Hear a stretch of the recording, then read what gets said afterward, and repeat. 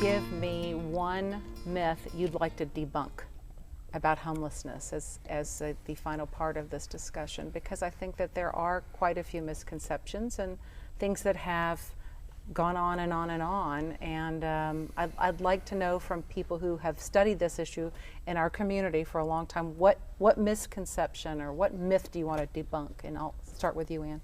Sure, thank you. I'd like to debunk the myth that the more we offer, the more people will come here, or maybe the myth is that these folks have all come here because they heard we do something right.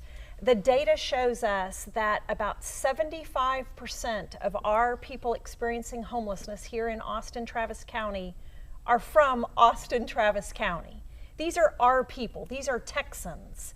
And so people need to know that the kinds of money we're spending and the strategies we're using are also being used in San Antonio and Dallas and Waco and all up and down I-35. And so we need to do the right thing and not worry that we're going to be attracting someone else's people experiencing homelessness. These are our folks struggling right here in Austin, Texas. Amy? It's not a choice. I mean, as you say, when we make people other, it's easier to convince yourself of that. It's hot out there, except when it's cold out there. It's uncomfortable, you're vulnerable, you're at risk. There are a lot of causes. Some of them are health and mental health based, some of them are financial. The number one reason people aren't housed when we survey, can't afford housing. It's not a choice, it's just a reality. Maybe it was a slippery slope and it started with a healthcare problem and they couldn't go to work and they worked somewhere where there was no insurance. Then they lost their apartment. You might get used to it, but it's not a choice. Nobody chooses that. Nobody. I've yet to meet any client or potential client who chooses this. Amy?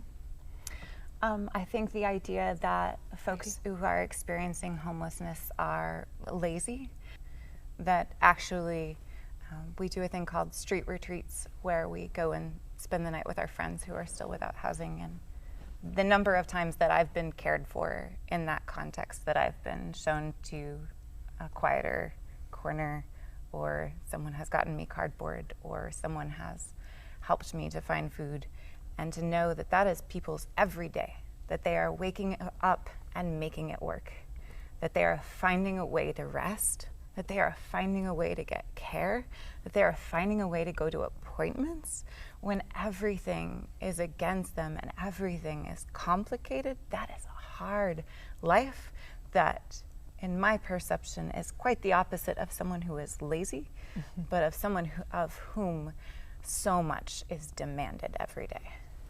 Thank you, Heidi. And Councilmember Flanagan. My number one issue is this notion that if we're just cruel enough, the problem will go away. But the other one, we now know what you have to do to address this problem.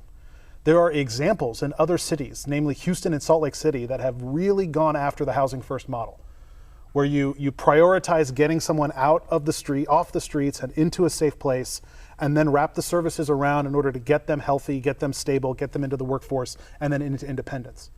Those communities, Salt Lake and Houston specifically, have seen dramatic reductions in their homeless populations, and it hasn't then suddenly driven thousands of more people. We are not turning into San Francisco or turning into Seattle.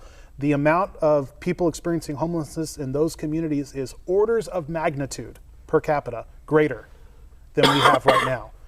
Is there a point at which the problem is too difficult to solve? I don't know, but Austin is not going to find out. We're going to solve this problem right now.